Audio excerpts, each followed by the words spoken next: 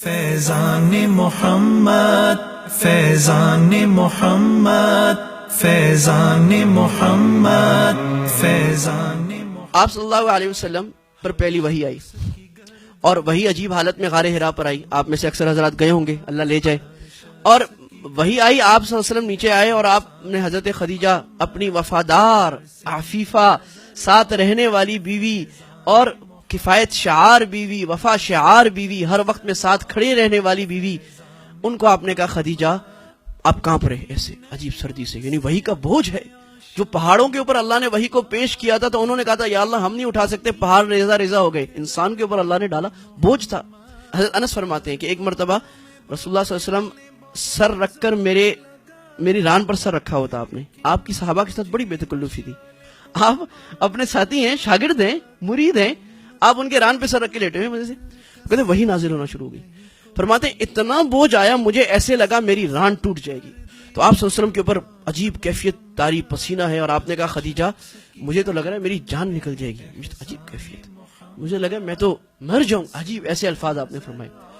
تو حضرت خدیجہ رضی اللہ تعالی عنہا نے جو جملے اس وقت فرمائے ہیں وہ تاریخ میں سنہری حروف سے لکھے ہوئے ہیں، عجیب جملے حضرت خدیجہ کے زبان مبارک سے نکلے، اور حضرت خدیجہ عام عورت نہیں ہے، اللہ کے نبی کے حرم کی افضل ترین عورت حضرت خدیجہ رضی اللہ تعالی عنہا ہے۔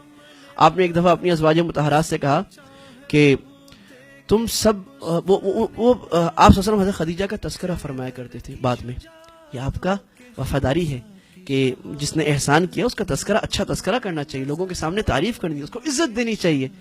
ہم دیتے نہیں، کسی کی منفی باتوں کرنی شروع کر دی اور کسی کو عزت نہیں دینی، وہ گھوم کے اس کے پاس آتی ہے، غائبانہ تعریف کرنا، عزت دینا، اس کی اچھی صفات ذکر کرنا۔ ایک دفعہ کہا کہ آپ یا رسول اللہ آپ ابھی تک حضرت خدیجہ کا تذکرہ کرتے رہتے ہیں، اب ہم بھی تو ہیں نا آپ کے ساتھ۔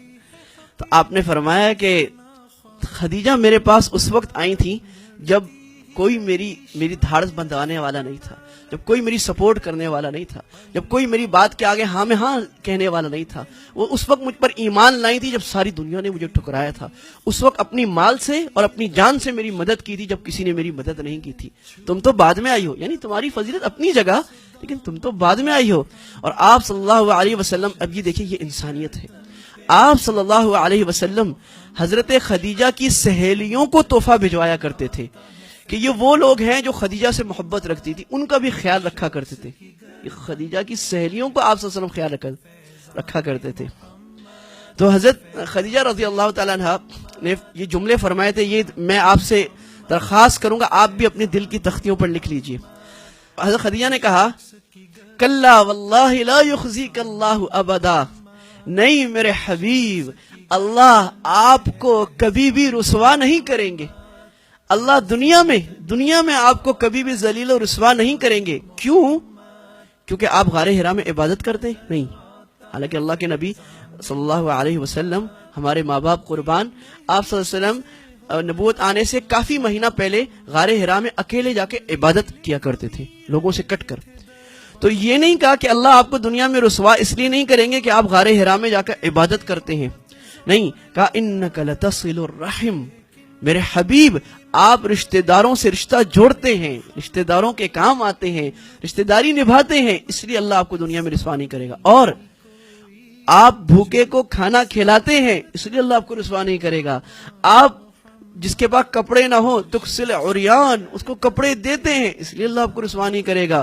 وتکرم الضیف، آپ مہمان کی مہمان نوازی کرتے ہیں، اس لیے اللہ آپ کو رسوا نہیں کرے گا۔ وتحمل الکلہ، آپ دوسروں کی خاطر اپنے اوپر مشکل برداشت کرتے ہیں، خود ہارڈشپس فیس کرتے ہیں، اپنے اوپر قربانی لیتے ہیں دوسروں کو راحت دینے کے لیے۔ وہ درخت جو اپنے اوپر دھوپ برداشت کرتا ہے دوسروں کو پھل دیتا ہے، وہ درخت جسے کوئی پتھر بھی مارے اس کو پھل دیتا ہے۔ آپ کی مثال وہ ہے، آپ سراسر انسانیت کے لیے نجات، رحمت، کام آنے والے، وہ نبیوں میں رحمت، لقب پانے والا، مرادیں غریبوں کی برلانے والا، مصیبت میں غیروں کے کام آنے والا، وہ اپنے پرائے کا غم کھانے والا، ضعیفوں کا ملجا، یتیموں کا ماوا، خطا کار کو درگزر کرنے والا، بدندیش کے دل میں گھر کرنے والا، اتر کر حرا سے سوئے قوم آیا اور ایک نسخہ کیمیا ساتھ لایا۔ یہ وہ نبی ہے، یہ یہ جو نقشہ کھینچا ہے الطاف حسین حالی نے، یہ نبوت سے پہلے کا ہے. اور کتنی باتیں ہو گئیں؟ رشتہ داری جوڑتے ہیں اور کیا کرتے ہیں؟ کھانا کھلاتے ہیں، کپڑے دیتے ہیں، مہمان کی مہمان نوازی کرتے ہیں، تحمل الکلہ، مصیبت برداشت کرتے ہیں دوسروں کی اپنے لیے، وتعین علی نوائب الحق، اجتماعی کاموں میں مدد کرتے ہیں لوگوں کی. کلیکٹیو کام، قومی ملی مفاد، قومی مفاد، ذاتی مفاد نہیں، میں میرا گھر بس، سیلف سینٹرڈ نہیں، انفرادی سوچ نہیں، اجتماعی سوچ. پوری قوم کا کیا بھلا ہے بھائی؟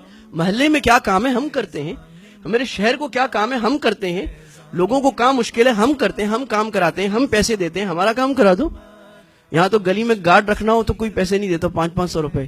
گلی کا گٹر بند ہو جائے نا، 2 مہینے گٹر بند رہتا ہے، پانی ابلتا رہتا ہے، ہر آدمی گھر والا 300 روپے نہیں نکالتا. میں کیوں کروں، میں کیوں کروں؟ یہ مسلمان ہے، اس میں داڑھی والا بھی ہے، بغیر داڑھی والا بھی اسی محلے میں رہتا ہے، نمازی بھی اسی محلے میں، بے نمازی بھی اسی محلے میں ہے. آپ دیکھ لیں جا کے، روڈ ٹوٹا ہوا ہے، حکومت کرے گی، حکومت کرے گی. حکومت نہیں کرے گی تو ہر گھر والا 500 روپے جمع کر لے، روڈ بن جائے گا. ایک مسکین ہے جس پر قرض کا بوجھ آ گیا، بیچارہ دیوالیہ ہو گیا ہے، آپ کے محلے میں ہے، محلے والے 1000 روپے جمع کر لیں، اس کا کام بن جائے گا. وہی نہیں کرتا، میں کیوں کروں؟ وہ اپنے کھانے کے ساتھ اپنے خاندان کے ساتھ رات کو جائے گا، 2000 کا کھانا کھا کے آ جائے گا، 3000 کا ناشتہ کر کے آ جائے گا، شاپنگ 5000 کی کر کے آ جائے گا. سیل میں آج کل سیل لگی ہوئی ہے، تو وہ ہمیں بتا رہے کیا ہے جی خواتین کا بڑا رش ہے سیل میں. کیوں؟ خواتین ایک دوسرے کے اوپر گر رہی ہیں، ابھی سیل لگی ہوئی ہے. سیل ابھی اللہ کی رحمت کی سیل ہے، اللہ کی یہ ہمارا معاشرہ ہے بھائی، اللہ کی رحمت کی سیل ہے. اللہ کہہ رہے ہیں میری امت کی مدد کرو، میں تمہیں جنت میں یہ مرتبہ دوں گا. میری مخلوق سے محبت کر لو، میں تمہیں ایسے ہی معاف کر دیا کروں گا، ایسے ہی معاف کر دیا کروں گا. یہ کام تم کر لو. ہر ملک میں پھیلا دیا فرمان محمد، عثمان نے ارشاد نبی سامنے رکھا، سینچا ہے لہو دے کے جو بستان